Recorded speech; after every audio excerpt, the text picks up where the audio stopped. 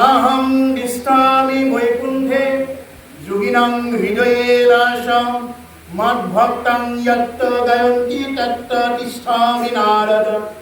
এই নাৰদ, মই কোনো বৈকুণ্ঠতো নাথাকো, মই কোনো যোগী সাধুসন্তৰ হৃদয়তো নাথাকো, মই ক'ত থাকো য'ত মোৰ ভক্তসকলে গুণানুকীৰ্তন কৰে মই ততেই থাকো, মই বেলেগ জেগাত নাথাকো। এই কথাটোকে মহাপুৰুষ গুৰুজনে আমাক ইমান সুন্দৰকৈ অনুবাদ কৰি কৈছে। ও নাৰদ বিষ্ণু আসন্ত বৈকুণ্ঠ তোমায় নথাকুৰ যোগীৰ হিয়ায় ৰিবমুদাই থাকো ভকতৰম কীৰ্তন চাই যাদৱ মাধৱ গৰুৰ কেতু ভকতৰ ভয়ম ভঞ্জন হেতু। ইমান সুন্দৰকৈ মানে অসমীয়ালৈ অনুবাদ কৰি আছে।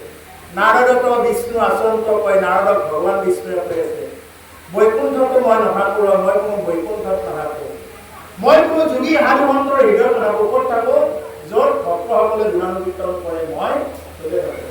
এতিয়া আজি এই ভূঞা চুবুৰীত যেতিয়া নেকি আপোনালোকে এই যে ভাগৱত পাঠ ব্যাখ্যা অনুষ্ঠান আয়োজন কৰি দিছে, ইয়াত আয়োজন কৰাৰ লগে লগে কি হৈছে, ইয়াতে সমস্ত গংগা গয়া কাশী বৃন্দাবন সমস্ত তীৰ্থ আহি এই স্থানতে লগ লাগিছে। এই স্থানতে সমস্ত তীৰ্থ আহি ইয়াত অৱগাহন কৰিছে। নামঘৰত কৈছে, ও কৃষ্ণৰ পৰম নিৰ্মল উদাৰ কথাৰ জৈত প্ৰকাশ গংগা আদি কৰি যত তীৰ্থ আছে, গংগা আদি কৰি যত তীৰ্থ আছে, তৈতে কৰে নিবাস। হে ৰাম ৰাম কি মধুৰ, প্ৰভুৰ নাম কি মধুৰ, অ মধুময় হৰি নাম মন প্ৰাণ কৰে জোৰ, মন প্ৰাণ কৰে জোৰ। কৃষ্ণৰ পৰম নিৰ্মল উদাৰ কথাৰ য'ত প্ৰকাশ, কৃষ্ণৰ পৰম এনেকুৱা নিৰ্মল উদাৰ কথা য'ত প্ৰকাশ হৈ আছে। আজি এয়া গুণেশ্বৰ ভূঞা বাপজনাৰ বাসগৃহত যি নেকি তেওঁৰ গৃহ প্ৰৱেশ উপলক্ষে যি নেকি আজি ইয়াত কৃষ্ণ কথা হৈ আছে, ইয়াতে কি হৈ আছে, গংগা গয়া কাশী বৃন্দাবন চববিলাক ইয়াত অৱগাহন কৰিছে। গংগাত গা ধুলে কেৱল বাহিৰখনে পবিত্ৰ হয়, ভিতৰখন পবিত্ৰ কৰি দিব নোৱাৰে। গংগাত গা ধুলে পাপটো মুহূৰ্তৰ কাৰণে অকণমানৰ কাৰণেহে নাশ কৰিব পাৰে, গোটেই জনম জনমৰ পাপবিলাক একেবাৰে ভস্ম কৰি দিব নোৱাৰে। কিন্তু যদি ভাগৱত গংগাত কোনোবাই যদি ডুব মাৰে, জনম জনমৰ পাপৰ মূল উঘালি দিব পাৰে, যদি কোনোবাই ভাগৱত গংগাত যদি ডুব মাৰিব পাৰে। এতিয়া ভাগৱত গংগাত ডুব মাৰিব লাগিলে কি হ'ব, আপুনি ইয়াতে আহোঁতে গা ধুই আহিছে, গতিকে আপোনাৰ বাৰীখন পবিত্ৰ হ'ল। যেতিয়া নেকি গা ধুতে কৃষ্ণ বুলি কয়, যেতিয়া পানী অকণমান ল'ব বা গুৰুৱে যেনেকৈ ল'ব দিছে তেনেকৈ যদি পানী অকণমান লয়, এনেকৈ ডাইৰেক্ট কিন্তু পানীটো ঢালি নিদিবলৈ একো নাই, সেইটো কেতিয়াও নিয়ম নহয়। কৃষ্ণ বুলি কয় যেনেকৈ গুৰুৱে যেনেকৈ শিকাইছে তেনেকুৱাকৈ পানী লৈ যেতিয়া নেকি আপুনি ঈশ্বৰ স্মৰণ কৰি যেতিয়া নেকি সেই পানী যেতিয়া ধাৰণ কৰিব, লগে লগে আপুনি কৃষ্ণৰ চৰণামৃতেৰে গা ধোৱাৰ নিচিনা হ'ব। কৃষ্ণৰ চৰণামৃতেৰে গা ধোৱাৰ পিছত আপুনি পবিত্ৰ হৈ গ'ল বাহিৰখন। এতিয়া ভিতৰখন পবিত্ৰ কৰিব লাগিলে কি কৰিব লাগিব, আজিৰ দৰে সাধু সংগত আহিব লাগিব। এতিয়া আজি আহোঁতে কি হৈ গ'ল, ভিতৰখন পবিত্ৰ হৈ গ'ল। এই বাহিৰখন ধোৱাৰ কাৰণে বিভিন্ন প্ৰকাৰৰ চাবোন ফেচ ৱাছ বিভিন্ন প্ৰকাৰৰ আছে, কিন্তু ভিতৰখন পবিত্ৰ কৰাৰ কাৰণে, ভিতৰখন নিৰ্মল কৰাৰ কাৰণে এটাই উপায় আছে, হ'ল তুমি কি কৰা, ৰাম নাম লোৱা, কৃষ্ণ নাম লোৱা, হৰি নাম লোৱা, তেতিয়াহে ভিতৰখন কি হ'ব, নিৰ্মল হ'ব। অন্যথা কিন্তু ভিতৰখন কোনো নিৰ্মল কৰি দিব নোৱাৰে। এনেকুৱা কোনো এটা বস্তু দোকানত বজাৰত বা ছুপাৰ মাৰ্কেটত এনেকুৱা এটা বস্তু ওলোৱা নাই বোলে এনেকুৱা বস্তুটো খাই দিলোঁ বোলে এইটো ভিতৰত পৰিচয় হৈ গ'ল, এনেকুৱা নহয়। তেওঁ ভাগৱতত অৱগাহন কৰিব লাগিব, ভাগৱত শুনিবই লাগিব। ভাগৱত শুনাৰ বাহিৰে কলিযুগৰ আৰু বেলেগ গতি নাই, কলিযুগৰ মনুষ্য। যাৰ মানে ৰজা পৰীক্ষিতে কলিযুগৰ প্ৰথম আৰম্ভণিতে এই ভাগৱত কথা শুনি তেওঁ কি কৰিছিলে, তেওঁ গতি পাই দেখুৱাইছিলে। ৰজা পৰীক্ষিতে কলিযুগৰ একদম আৰম্ভণিত তেওঁ মুকুতিও পালে। সেইকাৰণে কলিযুগৰ মানুহৰ উত্তম শাস্ত্ৰ হ'ল এই ভাগৱত। গতিকে প্ৰভুসকল ইয়াতে কৈছে যে এৰাই সংসাৰৰ দুখ লভে ব্ৰহ্মানন্দ সুখ যেন জলে জলপ্ৰদ হয়। আৰু এই ব্ৰহ্মানন্দ সুখ লাভ কৰি যেনেকৈ পানীৰ পৰা পানীতেই কৰি লোভ হয়, ঠিক তেনেকুৱা আমাৰ এটা আত্মা গৈ পৰমাত্মাৰ লগত বিলীন হৈ যাব, পৰমাত্মাৰ লগত লগ হ'ব। তেতিয়া যদি তেওঁ ভৰিক শুদ্ধভাৱে যদি স্মৰণ কৰিব পাৰে, ভাৱেৰে সৈতে যদি কোনোবাই স্মৰণ কৰিব পাৰে, যদি ভাৱ নাই তাৰ ভক্তিও নাই। এনে ভাৱ তাৰ বোলে আহিছোঁ গুণেশ্বৰ বাবে মাতিছে বা তেওঁৰ ল'ৰাজনে মাতিছে, এনে নাহিলেও নহয়, বেয়া পাব, গতিকে আহিছোঁ, আহি মানে এইটো চিষ্টেমত নহয়। এই যে ভাৱেৰে যদি অহা যায়, তেতিয়াহ'লে এই ভাৱৰ দ্বাৰাই আমাৰ প্ৰতিটো অনুষ্ঠানৰ পৰা আমাক ক্ৰিয়া কৰিব। সেইকাৰণে মাধৱপুৰুষে নামঘোষাৰ এখন কি বুলি কৈছে, এ ভাৱ ভাই ভজ ভগৱন্ত ভক্তি ভাৱে, ভগৱন্ত ভজিয়া পৰম গতি পাৱে। ভাৱ ভাই ভজ ভগৱন্ত ভক্তি ভাৱে, ভগৱন্তক কি কৰা, ভক্তি ভাৱেৰে ভজনা কৰা আৰু ভাৱেৰে সৈতে। যদি ভাৱ নাই ভক্তিটো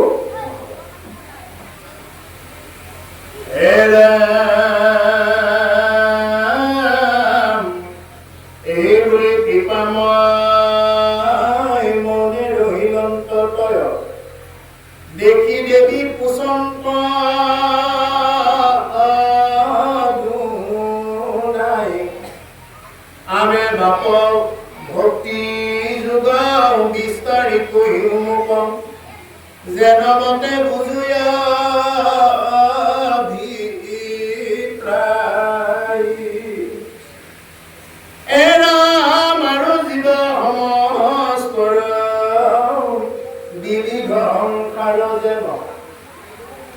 উপয়ো প্ৰপঞ্চী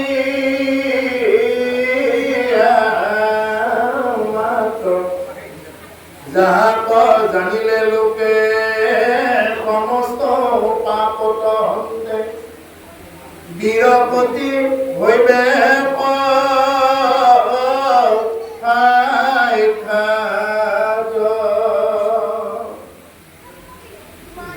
এইবুলি কৃপাময় মৌনে ৰহিলন্ততয়,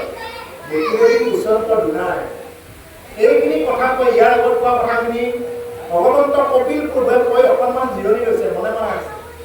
তেতিয়া অকণমান মৌনে ৰহিলন্ততয়, যেতিয়া মৌন হৈ ৰ'ল, দেখি দেৱী কুচন্ত দুনাই, এইবাৰ আকৌ দেৱী অৰ্থাৎ দেৱৰূপী আহে আকৌ পুনৰবাৰ সুধিছে পুত্ৰক, কাৰণ পুত্ৰৰ মুখৰ পৰা কথাখিনি উলিয়াব লাগিব।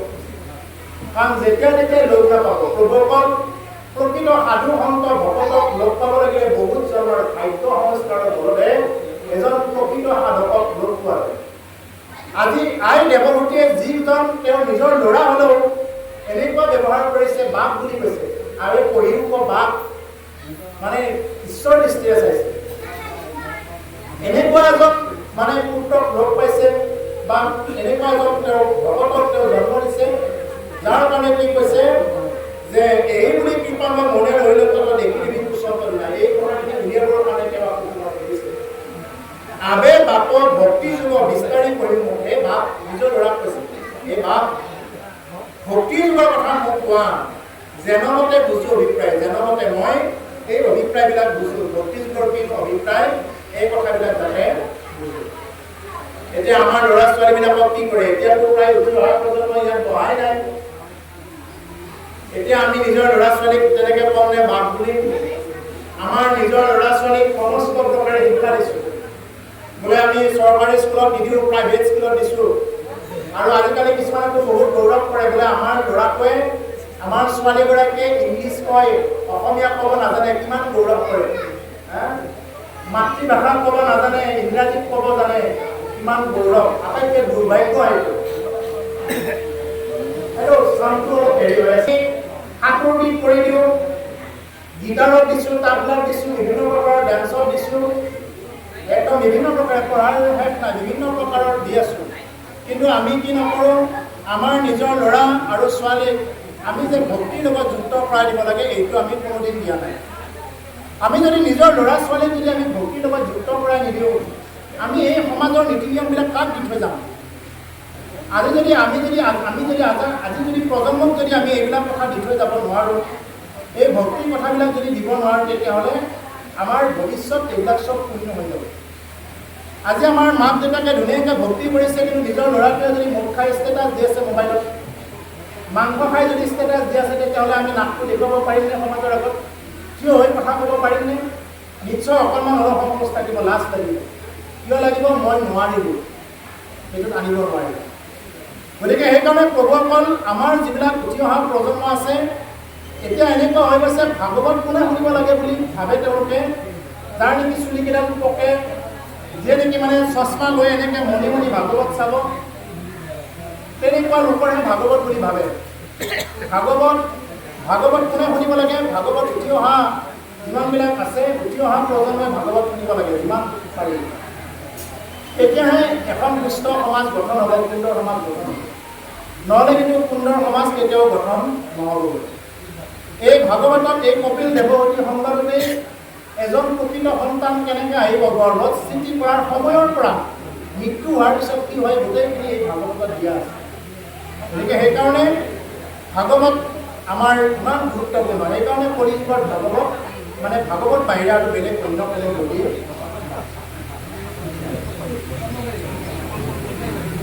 এই বুলি কৃপা মই মনে ৰহিলম তই দেখি দেৱী কুচন্ত ওলাই, এইবাৰ দেৱীয়ে পুনৰ সুধিছে, আবে বাপক ভক্তি যুগ বিস্তাৰি কৈও মোক জনমতে বুজো অভিপ্ৰায়। এই বাপ, মোক ভক্তি যুগৰ কথাখিনি মোক বিস্তাৰি কওক, মোক ভক্তি যুগৰ কথাখিনি বিস্তাৰ আকাৰে কওক। মই বহল আকাৰত শুনিব খুজিছোঁ যে ভক্তি যুগৰ সম্পৰ্ক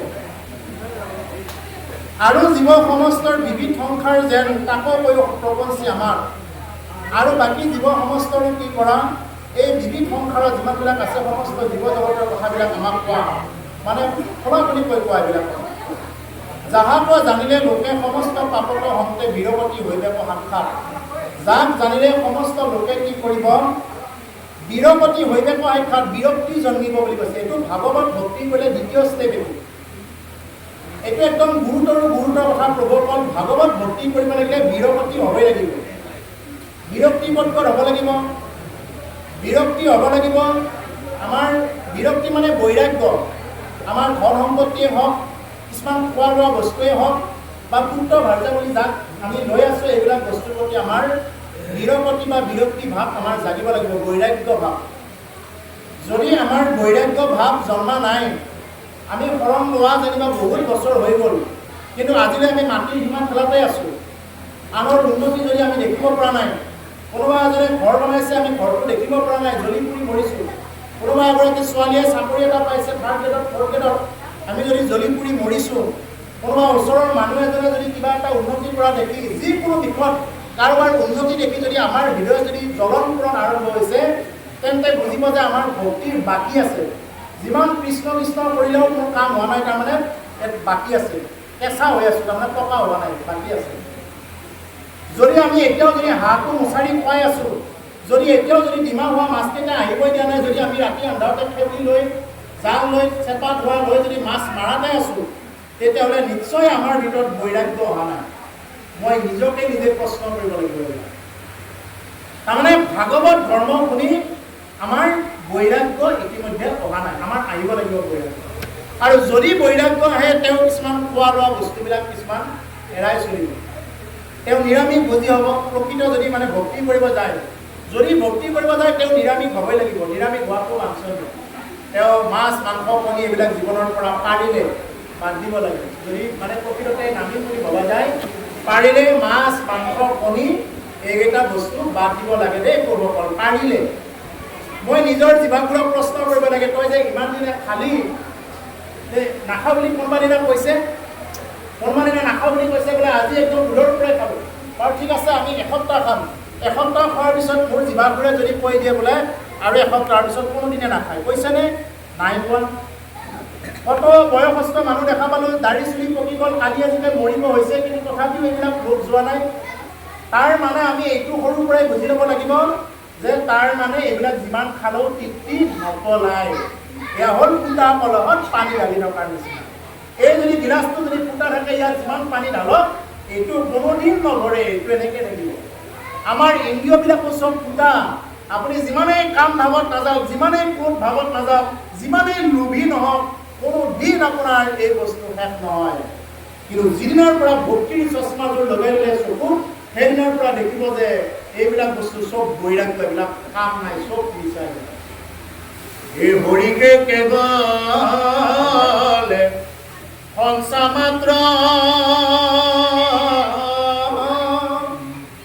ৰাম ৰাম ৰাম ৰাম ৰাম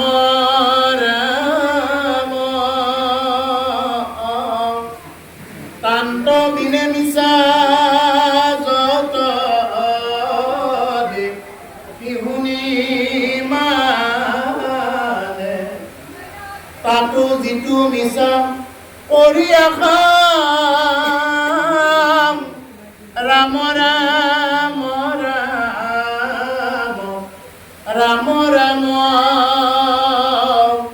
দুৰাচাৰ মন মৰক কেনে ঐগানে দুৰাচাৰ মন মৰক কেনে ঐগানে দুৰাচাৰী মনটোৱে অজ্ঞানত মৰি আছে, আমাৰ কোনো পাত্তাই নাই। এই খাই আছে, চিকাৰ কৰি আছে,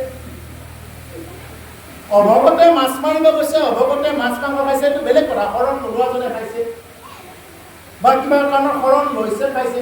ভজন লোৱাবিলাকেও যদি তেনেকুৱাকৈ খাই ফুৰে, বোলে মই মানুহৰ আগত নাখাওঁ কিন্তু মনে মনে খাই ফুৰি, নিজক গালি পাৰক, নিজক গালি পাৰক, নিজকে অকলে গৈ নিজকে গালি পাৰক। মই কি কৰি আছো এইটো শুনি পেলাই গালি পাৰক। ইয়াত কোনে আছে? শত্ৰু। মোৰ শত্ৰু মই নিজে নিজে শত্ৰু, নিজে নিজৰ শত্ৰু। তাৰ বাহিৰে চব এইবিলাক মিছা।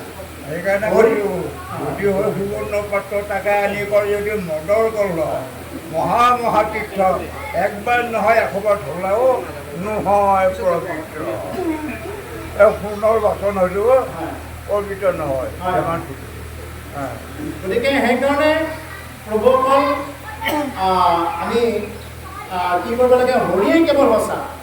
ইয়াৰ বাহিৰে আমি যিমানবিলাক দেখি আছোঁ, শুনি আছোঁ, এই চব হ'ল মিছা। বিৰাট কোনোবাই দামী ঘৰ বনালে, কোনোবাই বোলে বিৰাট দামী গাড়ী ল'লে, কোনোবাই বোলে দেখাত অমুক তমুক, এইবিলাক চব মিছা। এটা এটা সপোন মাত্ৰ। বোলে মই দামী ঘৰত আছোঁ, এইটো এটা সপোন মাত্ৰ। বোলে মোৰ দেহাটোৱে এতিয়া সতৰা পৰি গৈছে, এইবিলাক চব সপোন মাত্ৰ। দিঠকত যদি ভক্তিৰ চশমাযোৰ লগাই চাই যে এইবিলাক মই হ'লো এটা আত্মা, ইয়াৰ বাহিৰে অন্য কাম একো নাই। এইটো হ'ল এটা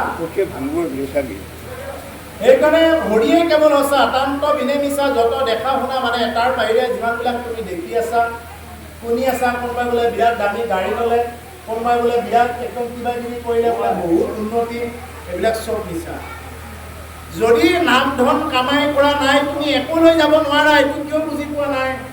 যদি নাম ধন কামাই নকৰা, তুমি যিমান যে নকৰা, যিমান তুমি কোটি টকীয়া গাড়ী নোলোৱা কিয়, যিমান কোটি টকীয়া বিচনাত তুমি শুই নোযোৱা কিয়, কিন্তু তুমি কি কৰিব নোৱাৰা? তাৰ পৰা এটা টুকুৰাও লৈ যাব নোৱাৰা। তোমাৰ জীৱনত কোটি কোটি টকা আছে, তাৰ পৰা 1 টকা এটা মই লৈ যাম দিয়া, নহ'ব। এটা টকা লৈ যাব নোৱাৰা। কি আছে ইয়াত? গতিকে সেইকাৰণে প্ৰভুসকল এই বস্তুটো আমি জানো, আমি চবেই জানো, কিন্তু আমি কি কৰিব পৰা নাই? এইটো আমি মানিব পৰা নাই। কিহে কৰি আছে? এইটো মায়াই, হৰি মায়া। এই মায়াত আবদ্ধ হৈ থকাৰ কাৰণে আমি জীৱবিলাকে, আমি যিবিলাক দেখি আছোঁ, শুনি আছোঁ, এইবিলাককে আমি সঁচা বুলি ভাবি আছোঁ, আৰু মিছাটোকে সঁচা বুলি লৈছোঁ, সঁচাটোকে আমি মিছা বুলি লৈছোঁ। আমি যাৰ কথা দিন ৰাতি চিন্তা কৰিব লাগে, তাৰ কথা চিন্তা নকৰি, যাক চিন্তা কৰিব নালাগে তাৰ কথা দিনে ৰাতি আমি চিন্তা কৰি থাকোঁ। যাক ভাবিব লাগে তেওঁকে আমি নাভাবোঁ, যাৰ কথা ভাবিব নালাগে আমি তাকেই দিনে ৰাতিয়ে ভাবি থাকোঁ। এইবিলাক কাৰণত আমাৰ কি হৈ যায়? আমাৰ জীৱনটো অথলে যায়। মনুষ্য জীৱনটো অথলে যায়, হৰিনাম ল'বলৈ সময় নহ'ল। এই যে গাই, সেইকাৰণে যে জীৱনটো আমাৰ সেইকাৰণে কি হৈ যায় অথলে যায় যদি আমি হৰিৰ নাম ল'ব নোৱাৰোঁ বা জীয়াই থাকোঁতে যদি আমি পুণ্য সঞ্চয় কৰিব নোৱাৰোঁ। তুমি যিমান যি কামাই কৰিলেও আনকি তোমাৰ দেহাটো লগত নাযায়, বাকীবিলাকতো থৈয়ে দিয়া, বোলে মই দেহাটোকে লৈ যাম লগত, দেহাটোতো লৈ যাব নোৱাৰা।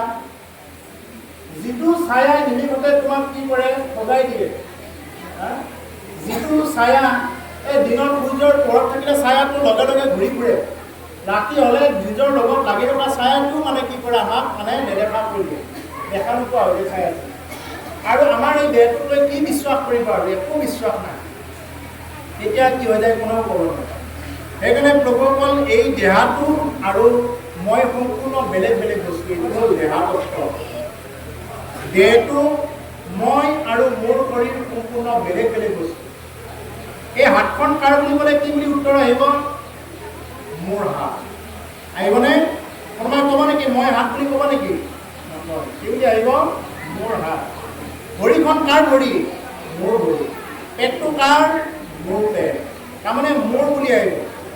কোনোবাই নকয় যে মই হাত, মই পেট, মই ভৰি এনেকৈ নকয়, মই চকু এনেকৈ নকয়, মোৰহে চকু। এতিয়া ইয়াৰ পৰা বুজা গ'ল মই আৰু মোৰ শৰীৰটো সম্পূৰ্ণ বেলেগ বেলেগ বস্তু। এইটো বুজি পালেই হ'ল দেহতত্ব। মই আৰু মোৰ শৰীৰটো হ'ল সম্পূৰ্ণ বেলেগ বেলেগ বস্তু। এতিয়া মই দেহৰহে খাদ্য খাই আছোঁ, এই চাহ জলপান তামোল এইবিলাক যে খাই আছোঁ এইবিলাক দেহৰ খাদ্য। তুমি আত্মাৰ খাদ্য দিলানে? আত্মাৰ খাদ্য ল'লানে? নাই লোৱা। তেতিয়াহ'লে তোমাৰ কি হ'ব? আত্মাৰ খাদ্য আমি ল'ব লাগিব। আত্মাৰ খাদ্য যদি নলওঁ তেতিয়াহ'লে এইবিলাক চব ইয়াতে থাকি যাব। আমি বিভিন্ন প্ৰকাৰে চাহ আমি প্ৰতিটোতে খাই থাকোঁ, আলহী খাব গ'লেও চাহ খাওঁ, কোনোবা এজনে হোটেলত লগ পালেও চাহে খাই ফুৰোঁ। চাহ আমি ক'ত নাখাওঁ? চাহৰে জুতি কেৱল চাহেই চাহ। কিন্তু যদি আমি ভাগৱত অনুষ্ঠানতো যদি কেৱল চাহেই চাহ কৰি থাকোঁ তেতিয়াহ'লে কি হ'ব?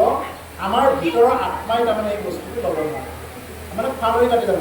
এই ৰেলৰ চিৰিবিলাক ফালৰি কাটি গ'লে যেনেকুৱা হয় তেনেকুৱা মানে আমাৰ ফালৰি কাটি যোৱাৰ নিচিনা হয়। গতিকে সেইকাৰণে প্ৰভুসকল ইয়াত কৈছে যে আৰু জীৱ সমস্তৰ বিবিধ সংসাৰ যেন তাকো কৈ প্ৰপঞ্চি আমাক। তেতিয়া এই জীৱবিলাকৰ কথা প্ৰপঞ্চি আমাক কোৱা, যাক জানিলে লোক সমস্ত পাপতে বিৰপতি হৈ যাব। যাক জানিলে সমস্ত লোকত কি হৈ যাব? বিৰক্তি আহি যাব। গতিকে প্ৰভুসকল এই অধ্যায়ৰ পৰা আমি এইটো বুজি ল'ব লাগিব যে আমাৰ প্ৰথম ভক্তিৰ প্ৰথম ষ্টেপ এতিয়া বিৰক্তি আহিছেনে অহা নাই, নে মই এতিয়াও মই জীৱ হত্যা কৰি খায়ে আছোঁ, নে মই ইয়াত অলপমান বা পৰিৱৰ্তন আনিছোঁ, এইটো মই নিজকে নিজে কি কৰিব লাগিব? প্ৰশ্ন কৰিব লাগিব।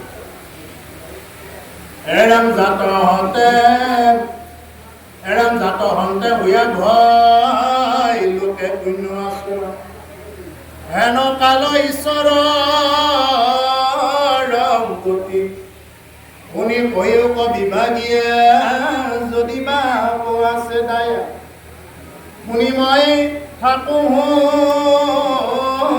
সম্প্ৰতি এৰা মই নয়ন ধাৰ মাজে অয়ন কৰিয়া আছে শান্ত হৈ জীৱ জগতৰ সম্ভাৱ কৰি দয়া উদয় ভৈলা হাতুনি যুগ পন্থ প্ৰকাশ ভাস্কৰ জাত হন্তে হুয়া ভয় লোকে পুণ্য আচৰণ হেন কাল ঈশ্বৰৰ গতি। যাক ভয় কৰি কি হৈ যায়? লোকে পুণ্য আচৰণ কৰে। যাৰ ভয়ত এই চৰাচৰ লোকে পুণ্য অৰ্জন কৰি আছে, আমি গমেই পোৱা নাই। এনেকুৱা তত্ত্ব কথা কৈ আছে, এনেকুৱা তত্ত্ব কথা মানে অকণমান যদি ঘূৰি হাল্লা বাহিৰৰ পৰা আহিলেতে এইবিলাক কথা মানে অলপ খালৈ কাটি লৈ যায়। মানে অকণমান যদি ঘূৰি হাল্লা কিবা কিবি যদি ঢৌ আহি থাকে এইটো কথাটো মানে অলপমান খালৈ কাটি লৈ যায়। ইয়াতে কৈছে জাত হন্তে হুয়া ভয় লোকে পুণ্য আচৰে। যাক ভয় কৰি এই লোকে পুণ্য আচৰণ কৰি আছে। এতিয়া গছে ফল দিছে, গছে ফল এটাও নাখায়, গছে ফল এটাও নাখায়। কাক খুৱাইছে? মানুহক খুৱাইছে, যাতে মানুহে খাই আৰু কৃষ্ণ বুলি কোৱাৰ লগে লগে ৰাম বুলি কোৱাৰ লগে লগে গছে পুণ্য অৰ্জন কৰিব পাৰিব।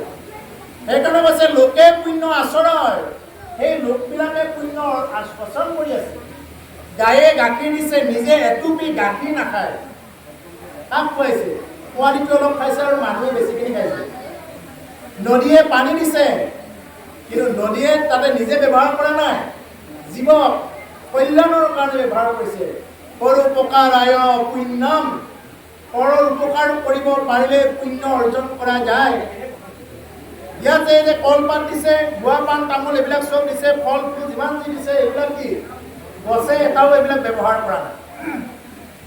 এইবিলাক চব কি কৰিছে? এতিয়া ভকতে যেতিয়া তাৰ পৰা কলপাতখন আনিছে, যেতিয়া ইয়াতে কৃষ্ণ বুলি কৈ কটা চিঙা কৰিছে, সেই কলগছডালে পুণ্য অৰ্জন কৰিছে। কলগছৰ পুণ্য হ'ল, তামোল পাণৰ পুণ্য হ'ল, কিন্তু আমি মানুহে পুণ্য অৰ্জন কৰিছো নে নাই কৰা? এটা শিল যদি এবাৰ কিবা কাৰণত মন্দিৰৰ ভিতৰত প্ৰৱেশ কৰে, শিল গৈ ভগৱানৰ ৰূপ লয়। এটা শিল যদি কিবাকে পাথৰ এটা যদি কেতিয়াবা মন্দিৰৰ ভিতৰত যদি এবাৰ প্ৰৱেশ কৰে, পাথৰ কাটি কাটি কি কৰে, তাৰ পৰা ভগৱানৰ ৰূপ লয়। আৰু সেই পাথৰটোক মানুহে সেৱা কৰে, পূজা কৰে। কিন্তু মানুহে ইমান দিন ভাগৱত শুনি আমি একোৱে হ'ব পৰা নাই। কিয় পৰা নাই? তাৰমানে আমাক এইবিলাক কথাই কিয় কৰিব আছে, বহুত শুনি বাকী আছে। আৰু এইবিলাক এই সমস্তখিনি খালী ঠাই কেতিয়া পূৰণ হ'ব? যেতিয়া আমি কৃষ্ণ কথা শ্ৰৱণ কৰিম, কীৰ্তন কৰিম। কৃষ্ণ কথা যেতিয়া শুনিম, ভাৱেৰে সৈতে যেতিয়া শুনিম, যদি ভাৱেৰে সৈতে যদি কোনোবাই শুনি ল'ব নোৱাৰে, তেতিয়াহ'লে এইবিলাক কথা হৈ থাকিব, কিন্তু কোনো ধৰণৰ কাম নকৰিব। জাতৰ হন্তে উয়াব হৈ লোকে পুণ্য আচৰণ হেন কাল ঈশ্বৰৰ গতি। এয়া হ'ল কাল ঈশ্বৰৰ গতি, যাক ভয় কৰি দিনৰ পিছত ৰাতি হৈছে, ৰাতিৰ পিছত দিন হৈছে, বৰ্ষাৰ পিছত শৰৎ, হেমন্ত, শীত, বসন্ত আহি আছে, ঋতু পৰিৱৰ্তন হৈ আছে। এতিয়া বাৰিষা পানী লাগে, পানী দিছে। এতিয়া অকণমান গৰমৰ ছিজন লাগে, গৰমৰ ছিজন দি দিছে। ঠাণ্ডাৰ ছিজন কেতিয়া লাগে ঈশ্বৰে জানে, কেতিয়া লাগে, কি কৰিব লাগে। গতিকে সেইকাৰণে সমস্ত চৰাচৰ লোকে এইবিলাক কৰি আছে। কৈছে হেন কাল ঈশ্বৰৰ গতি, এইবিলাক চব ঈশ্বৰৰ ইচ্ছাত চলি আছে। কিন্তু আমি মানুহবিলাকে কি কৰোঁ? ঈশ্বৰৰ ইচ্ছাত চলিবৰ কাৰণে আমি টান পাওঁ। আমি কাৰ ইচ্ছা? আমি স্বাধীন বুলি ভাবোঁ। কোনো স্বাধীন নহয় ইয়াত, এই দুনিয়াত কোনো স্বাধীন নহয়। যদি মানুহে যদি চব নিজৰ ইচ্ছামতেই যদি স্বাধীন হয়, কিছুমান পেৰালাইচিছ হৈ থকা মানুহে ভাবে বোলে মোৰ হাতখন চৰাব পৰা হ'লে, তেওঁলোকক ভাবে কিয় কাম হোৱা নাই? ভাবিলে দেখোন কাম হ'ব লাগিছিলে। তেওঁ বোলে মই ভাবিছোঁ, ভবাৰ লগে লগে হৈ যাব লাগে, কিয় হোৱা নাই? বোলে মোৰ গাঁঠিৰ বিষ হৈ আছে, গাঁঠিৰ বিষটো মই ভাল পাব লাগে। চিন্তাটো কৰিছে ভাল পাব লাগে বুলি, কিয় ভাল হোৱা নাই? ভাবিলেই চব কাম নহয়, চব কাম কৰিব নোৱাৰে। মই ভাবি দিলোঁ চব কাম হৈ যাব, এনেকুৱা নহয়। সেইকাৰণে প্ৰভুসকল, এই যিমানবিলাক লোকে পুণ্য আচৰণ কৰি আছে, এইবিলাক সমস্ত লোকবিলাক ইয়াৰ ভিতৰত পৰে। কিন্তু মানুহে আমি এইবিলাক ঈশ্বৰৰ ইচ্ছাত চলিবৰ কাৰণে কাম কৰোঁ, নিজৰ ইচ্ছাত চলিব। সাগৰে যিমান প্ৰকাৰে ঢৌবিলাক মাৰি থাকে, সাগৰে পাৰ ভাঙি আহোঁতে বৰ বেছি সময় নালাগে। যিসকলে সাগৰত গৈছে, সাগৰৰ পাৰত যিসকলে গৈছে, দেখিব যে সাগৰে এনেকুৱা এটা ঢৌ মাৰি এনেকুৱাকৈ আহে যে সেই ঢৌটো যদি একেবাৰে পূৰা ওপৰৰ পৰা এনেকৈ আহে, মাজৰ পৰা যদি আহি থাকে, ডুবাই দিওঁতে বৰ বেছি সময় নালাগে। কিন্তু আহি এটা স্থানৰ পৰা সাগৰে একদম লৈ যায়, এটা স্থানৰ পৰা সাগৰে লৈ যায়, তাৰ পৰা আগ নাবাঢ়ে। কাৰ ইংগিতত? প্ৰভু ভগৱন্তৰ ইংগিতত। আজিও ভকত আছে, আজিও আপোনাৰ সৰ্বদৰে সন্তসকলে ইয়াত একান্ত কৃষ্ণ কথা শুনি আছে, শ্ৰৱণ কীৰ্তন কৰি আছে। আজিও সন্ত মহন্ত আছে, যাৰ কাৰণে আজিও সাগৰে পাৰ ভাঙি অহা নাই। আজিও দিনৰ পিছত ৰাতি হৈ আছে, ৰাতিৰ পিছত দিন হৈ আছে। আজিও গছে অকণমান হ'লেও ফল মূল দি আছে, গায়ে অকণমান হ'লেও গাখীৰ দি আছে। ভাগৱতৰ দ্বাদশ স্কন্ধত লিখিছে, এনেকুৱা এটা দিন আহিব য'ত কোনেও ভক্তি নকৰিব, আৰু তেতিয়াই দেখিব প্ৰকৃতিৰ যি পৰিৱৰ্তন, তেতিয়া আহিব। এতিয়াতো ৫,০০০ বছৰ গৈছেহে কলি যুগৰ, ৪,৩২,০০০ বছৰ। ৪,৩২,০০০ বছৰৰ এতিয়া প্ৰায় ৫,০০০ বছৰ গৈছেহে, আৰু বহুত বাকী আছে। এইখিনি সময়ৰ ভিতৰত দেখিব এতিয়াই কিমান পৰিৱৰ্তন। ইয়াৰ কিছুদিন আগত আমাৰ কোমোৰা, লাও কোমোৰাবিলাক এনেই হৈছিলে, এতিয়া এইকেইটা দিনত আমি জিকা ভোল এইবিলাক খাই খাই গ'লে নোৱাৰা আছিলোঁ। আমাৰ দিনতে, আমাৰ এওঁলোকৰ দিনতো আৰু হ'ব। আমিয়ে দেখা পোৱা কথা। ভোল জিকা বেচাৰ কথাই নাছিলে, এনেই খুজিব আহে মানুহে ঘৰত। কাৰোবাৰ যদি নাই, এনে আহিলে এনে দুটামান পাৰি লৈ যা বুলি ক'ব। আজি দিবনে? আজি নিদিয়ে। বহুত কষ্টৰ বিনিময়তহে, বহুত সাৰ চাৰ মৰাৰ বিনিময়তহে এই ভোল জিকা কোমোৰা খাবলৈ সক্ষম হয় মানুহে। হয়নে নহয়? গতিকে আগতে অমিতা এনেই হৈছিলে, অমিতাৰ দামেই নাছিলে। অমিতাৰ আজি অমিতাৰ কিমান দাম হৈ গ'ল। আগতে অমিতা এনেই হৈ আছিলে, এইবিলাক মানে খোৱা মানুহ নাই, এনেই সৰি সৰি যায়। আজি অমিতাৰ কিমান কি হৈ গ'ল। গতিকে মই এইটো ঘৰুৱা উদাহৰণেৰে কৈ আছোঁ যে পৰিৱৰ্তনটো কেনেকুৱা হৈছে। আচলতে পৰিৱৰ্তন ভাগৱতৰ দ্বাদশ স্কন্ধত এইবুলি কৈছে যে ধানবিলাক গৈ গৈ এটা কণাৰ নিচিনা হ'ব, ফুটতকৈও সৰু হ'ব। এই যে আমি চাউল আছিলে ফুট লিয় নহয়, এই ফুটত গৈ পিঠাগুড়িৰ নিচিনা হ'ব ধানবিলাক। আৰু তেনেকুৱা হ'ব গৈ এটা সময় আহিব ধানবিলাক একেবাৰে সৰু সৰু হৈ যাব। ছাগলীবিলাকে মানে গৰুৰ সমান গাখীৰ দিয়া কৰিব, গৰুবিলাকে একদম ছাগলীৰ সমান কৰিব। এতিয়া সেনেকৈ হৈ আছে, কথাবিলাক আহি আছে ক্ৰমান্বয়ে। যিকি নহওক এনেকুৱা পৰিৱৰ্তনবিলাক হ'ব। এই যে বৰ্তমানো যে এই সৃষ্টিখন যে হৈ আছে, ৰখি আছে, আজিও যে ভকত যে আছে, এই ভকত থকাৰ কাৰণেহে আজি এই সৃষ্টিখন তেনেকুৱাকৈ হৈ আছে। আজিও গছে এনেকুৱাকৈ সেউজীয়া হৈ আছে, ফল মূল কিছু হ'লেও দি আছে, খাই আছোঁ লঘু নকৰাকৈ। কিন্তু এনেকুৱা এটা দিন আহিব মানুহে গাৰ চাউল চিনি খাই তত নাপাব। ইটো মানুহে সিটো গাৰ চাউল খাব, খাই খাই মানুহ পাগলা হৈ যাব। এই বিল্ডিং যিমান যে দেখা পাই আছে দৌৰি থাকিব লাগিব। গতিকে সেইকাৰণে এইবিলাক বহুত কথা ভয় লাগি যোৱা শুনিবৰ কাৰণে দ্বাদশ স্কন্ধত খুব ধুনীয়াকৈ আছে, ভয় লাগি যোৱা। এইবিলাক হ'ল কাল, কাল কালৰো কাল মহাকাল। এই যিজন সদাশিৱ, তেওঁ যেতিয়া কাল ৰূপ ধৰিব তেতিয়া এইবিলাক চব এফালৰ পৰা কি কৰিব, নাশ কৰিব। সেইকাৰণে আমি কাল হ'ব নালাগে। এতিয়া বহুতে আমাক প্ৰশ্ন কৰে, যদি বাপ আমি যদি মাছবিলাক নাখাওঁ, মাছবিলাক দেখোন য'তে ত'তে একদম খোৱা হ'ব। এই কাল ৰূপ, এইটো কাল ৰূপ ধৰাৰ কাৰ দায়িত্ব? কাল ৰূপ শিৱৰ দায়িত্ব। এইটো যিহেতুকে সংহাৰ কৰাৰ দায়িত্ব হ'ল শিৱৰ, তেওঁ কৰিব নহয়, আমি কিয় ৰিস্ক ল'ব লাগে? সদায় শিৱই এইটো সংহাৰ কৰিব। বোলে আমাক গাহৰিবিলাক যদি বেছিকৈ নাখায় মানুহে আগুৰি ধৰিব। এইবিলাক কথা কৈ লাভ নাই। আমি কি কৰিব লাগে? আমি যিমান পাৰি আমি সেইবিলাক বস্তু যদি এৰিব পাৰোঁ, তেতিয়াহ'লে আমাৰ জীৱনত কি হ'ব? ভক্তিৰ প্ৰভাৱ পৰিব আৰু এনেকুৱা ভক্তি দিশত আগবাঢ়ি যাব পাৰিব। তেওঁৰ দ্বাৰা তেওঁৰ নিজৰ উন্নয়ন হ'ব আৰু সমাজৰ কল্যাণ হ'ব, যদি নিৰামিষ খাই হ'ব পাৰে। পঢ়িওক বিভাগীয় যদি বাপ আছে দে শুনি মই থাকোঁ সম্পৰ্কী। হে বাপ, যদি মোক দয়া কৰা, এতিয়া কি বুলি কৈছে? দেৱতী মাতৃয়ে কৈছে, বাপ যদি মোক দয়া কৰা, মোৰ ওপৰত যদি দয়া আছে, তুমি মোক এই কথাখিনি বিভাগে বিভাগে কোৱা। এই যে সৃষ্টিখন যে আজি হৈ আছে, এই সম্পৰ্কে মোক কোৱা কথাবিলাক। অজ্ঞান আন্ধাৰৰ মাজে শয়ন কৰিয়া আছে শান্ত হৈয়া জীৱ জগতৰ, তাসম বাক কৰিলে উদয় ভৈলাহা তুমি যুগপন্থ প্ৰকাশ ভাস্কৰ। অজ্ঞান আন্ধাৰ মাজে শয়ন কৰি আছে শান্ত হৈয়া জীৱ জগত। অজ্ঞান আন্ধাৰত কি কৰি আছে? আমি জীৱবিলাক আমি ইয়াত শয়ন কৰি আছোঁ। অজ্ঞান আৰু আন্ধাৰৰ মাজত আছোঁ। আমি জ্ঞানৰ পোহৰ বহুতে পোৱাই নাই, ভক্তি কি বস্তু নাজানে। বহুতে ভাবি আছে ভক্তিটো হ'ল এনে ভাগৱতখন এটা তিথি পৰিলে চাব লাগে, মাধৱদেৱৰ তিথি আহিছে, শংকৰদেৱৰ তিথি আহিছে, জন্মাষ্টমী আহিছে, এনে চাব লাগে আৰু গাজি খাব লাগে, প্ৰসাদ খাব লাগে আৰু নাম ধৰি আহিব লাগে। এইটোৱে ভক্তি বুলি ভাবি আছে। এইটো নহয়। ভক্তিটো ভিতৰৰ পৰা জাগ্ৰত হ'ব লাগিব। ভক্তিটো বৰ বেলেগ বস্তু। বোলে মই যদি এইটোতেই সীমিত ৰাখোঁ, তেতিয়াহ'লে এইটো মানে একদম মানে শ্বৰ্ট ফৰ্মত হৈ যাব। ভক্তিটো এনেকুৱা ইমান শ্বৰ্ট নহয়। সেইকাৰণে কৈছে অজ্ঞান আন্ধাৰৰ মাজত শয়ন কৰি আছে জীৱ জগত। জীৱ জগতখন গোটেই অজ্ঞান আন্ধাৰত আছে। ভূলোক, ভুৱলোক, জনলোক, স্বলোক, মহলোক, তপলোক, সত্যলোক, সত্যলোকত ব্ৰহ্মা থাকে। আমাৰ ইয়াৰ পৰা ব্ৰহ্মলোকলৈ যি 7টা স্তৰ আছে, এই সমস্ত মানে এই স্তৰবিলাকত কি হৈ আছে? মায়া সজ্জাৰ মাজত চববিলাক উভতি গৈ আছে। চব মায়া সজ্জাৰ মাজত আছে। এই ব্ৰহ্মাই আদি কৰি জীৱ যত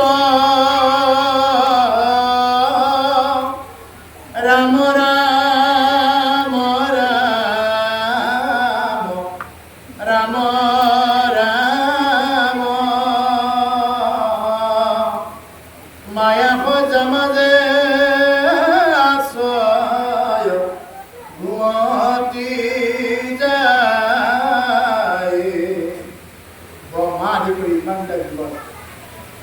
আমিতো সাধাৰণ আমাৰ ইয়াৰ পৰা ব্ৰহ্মলোকলৈ যিমানবিলাক আছে চববিলাক কি হৈ আছে মায়া সজ্জাৰ মাজত উভতি গৈ আছে কিন্তু প্ৰভুসকল এই মায়াৰ মাজত থাকিও আমি যদি কৃষ্ণ নাম ৰাম নাম ল'ব পাৰোঁ তেতিয়াহ'লে এই মায়াৰ মাজত থাকিলেও আমাক কি কৰিব ভগৱন্তই কৃপা কৰিব আমি মায়াৰ মাজত থাকিলেও আমাক কি কৰিব ঈশ্বৰে কৃপা কৰিব যেনেদৰে পদুম ফুলৰ পাত বা পদুম ফুলৰ কলিটো বোকাতেই জন্ম পানীতেই জন্ম তাৰ গাত বোকা আৰু পানী লাগি নাথাকে আমিও সংসাৰৰ মায়ামোহৰ মাজতেই জন্ম আমাৰ চব থাকিব আমাৰ ঘৰ দুৱাৰ টকা পইচা গাড়ী ঘোঁৰা চব থাকিব কিন্তু তাৰ মাজত থাকিও যাতে আমাৰ বৈৰাগ্যটো আনিব পাৰে যি ভাগৱতৰ আৰম্ভণিতে কৈছে বৈৰাগ্যৰ কথা আমি সমস্তৰ মাজত আছোঁ কিন্তু থাকিও যে মোৰ একো নাই এইটো ভাবিব লাগিব আপুনি বিৰাট ডাঙৰ বিল্ডিঙত আছে থাকক কথা নাই যিমান দামী বিচনাত আছে থাকক কথা নাই তাত কোনো ধৰণৰ মানা নাই কিন্তু আপুনি মোৰ বুলি নল'ব বোলে মই মোৰহে এইটো এনেকুৱা বুলি নল'ব এনেকুৱা এটা চিন্তাৰে ল'ব যে মোক ঈশ্বৰে দিছে মই দুদিনমান জীয়াইছোঁ ইয়াৰ পিছত আকৌ বেলেগ আহিব এই বুলি যদি চিন্তাৰে ল'ব পৰা যায় তেতিয়াহ'লে এইবিলাকে কি কৰিব ক্ৰিয়া কৰিব এইবিলাক কথা নাজানে কোনে এইবিলাক কথা সকলোৱে জানে কিন্তু আমি কৰিব নাজানো বা ইচ্ছাও নাই এইটো হ'ল আৰু এটা তত্ত্ব আমি চব জানো ধৰ্ম কি বস্তু আমি কোনে নাজানো এই যে ধৰ্ম কাক কয় এইবিলাক যে কৈ আছে ইয়াতে এইবিলাক জীৱ যে হত্যা কৰিব নালাগে আমি যে মাছ মাংস খাব নালাগে অন্য জীৱৰ যে কষ্ট পায় এইবিলাক আমি চবেই জানো কিন্তু আমি মানিব নোৱাৰোঁ তাকেই কৈছে ও ধৰ্ম জানো তথাপি প্ৰবৃত্তি নাই অধৰ্মত নিবৃত্তি নহয় ধৰ্ম কি বস্তু আমি চবেই জানো সৰুৰ পৰা ডাঙৰলৈকে কিনো ধৰ্ম ধৰ্ম কাক কয় আমি নজনা কোন আছোঁ ইয়াতে চবেই জানো ধৰ্ম মানে যে আমি যে ঈশ্বৰৰ নাম ল'ব লাগে আমি পাৰিলে নিৰামিষ খাবৰ কাৰণে আজি এটা কালি এটাকে যে এৰিব লাগে আমি যে কিছুমান বিষয় ভুলবিলাক আমি এৰিব লাগে বাসনাবিলাক এইবিলাক আমি চবেই জানো কিন্তু কৰিব নোৱাৰোঁ এই হ'ল দুৰ্যোধন চৰিত্ৰ ভগৱান কৃষ্ণ যেতিয়া দুৰ্যোধনৰ ৰাজসভাত দূৰ হৈ গৈছে দুৰ্যোধনক কৈছে বোলে হে দুৰ্যোধন মই নিজে আজি দূৰ হৈ আহিছোঁ পঞ্চ পাণ্ডৱৰ মই দূৰ হৈ আহিছোঁ যে 5জন পাণ্ডৱৰ কাৰণে 5খন মাত্ৰ গাঁও দিয়া যুদ্ধ সমাপ্ত আৰু কোনো ধৰণৰ যুদ্ধ নালাগে দুৰ্যোধনে কি বুলি ক'লে বোলে হে কৃষ্ণ বিনা যুদ্ধে বেজী এটাৰ আগত যিমানখিনি মাটি উঠিব এই ইমানখিনি মাটিও মই নিদিওঁ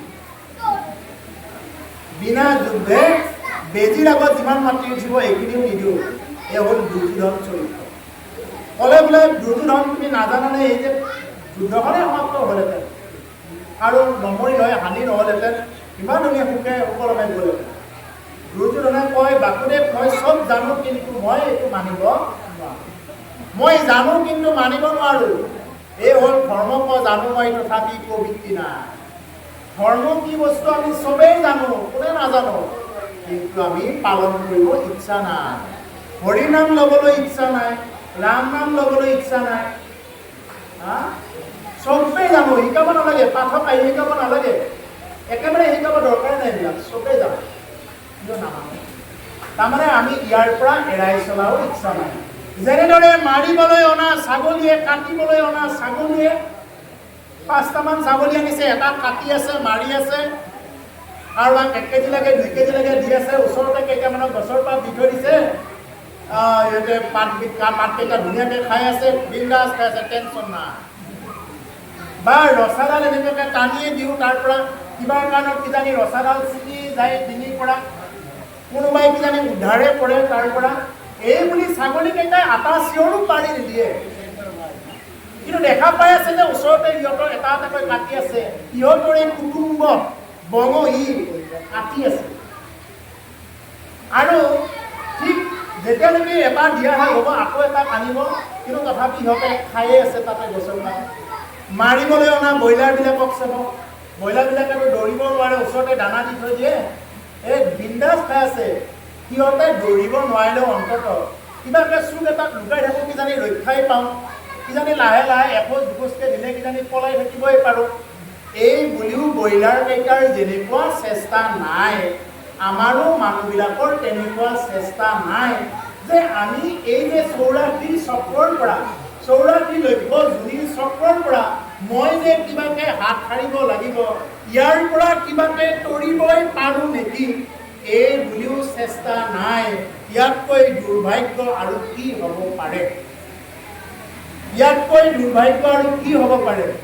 যদি ইমানখিনি আমি চব জানো, ভক্তি কি কোনে ক'ব লাগে? ইমানখিনি জনাৰ পিছত আমি কি নকৰোঁ? আমি এইবিলাক মানিবৰ কাৰণে চেষ্টা নকৰোঁ।